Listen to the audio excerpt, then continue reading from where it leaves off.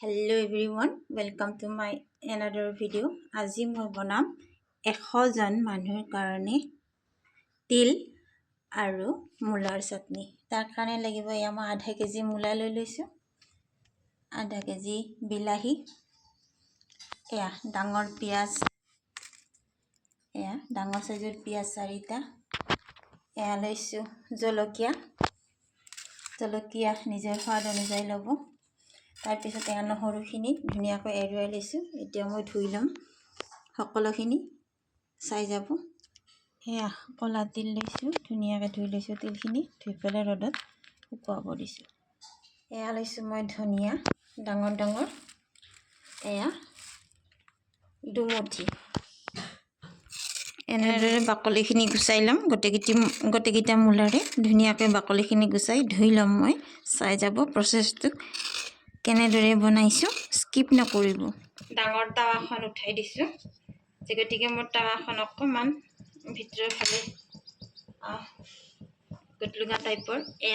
তাৰপিছত মই বিলাহীকেইটা এনেদৰে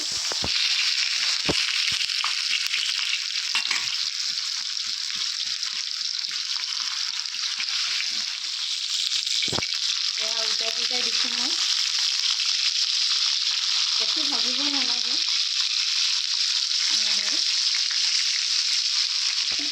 ভাজি হৈ গ'ল দুটা চাইডে।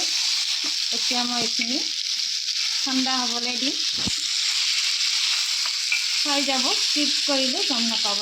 এতিয়া মই ইয়াতে নহৰু কেইটা দি দিম, অকণমান আদাও দি দিছোঁ। এইখিনি মই অকণমান ভাজি ল'ম।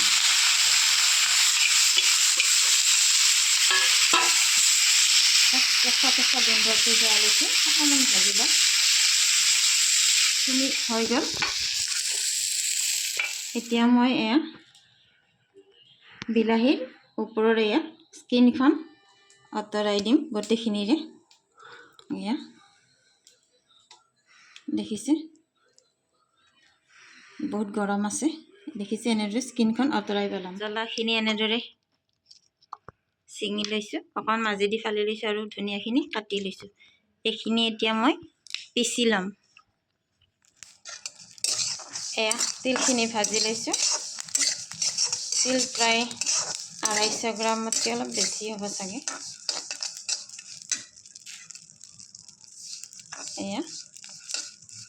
হৈ গ'ল তিলখিনি ভাজি। এতিয়া ঠাণ্ডা হ'বলৈ দি পিচি ল'ম। মূলাখিনি এনেদৰে কাটি ল'ব। যদি আপোনালোকৰ কাটাৰ আছে তো ভালেই, নহ'লে মিক্সাৰত দি অকণমান দৰদৰীয়াকৈ পিচি ল'ম। চাই যাব। বাকী এফালে তিলখিনি মই ভাজি পেলাই ঠাণ্ডা হ'বলৈ দিছোঁ।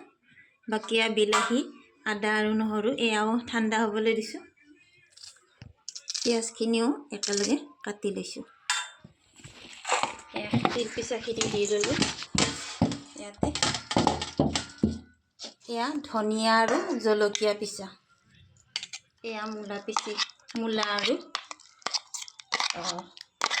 মূলা আৰু পিঁয়াজ পিচা।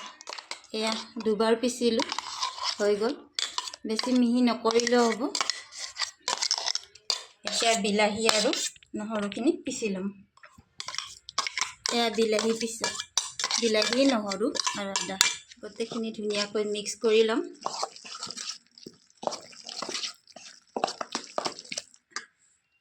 এতিয়া মই ইয়াতে দিম নিমখ। সোৱাদ অনুযায়ী নিমখ দিব আপোনালোকে। ধুনীয়াকৈ লৰাই দিব, মিক্স কৰি।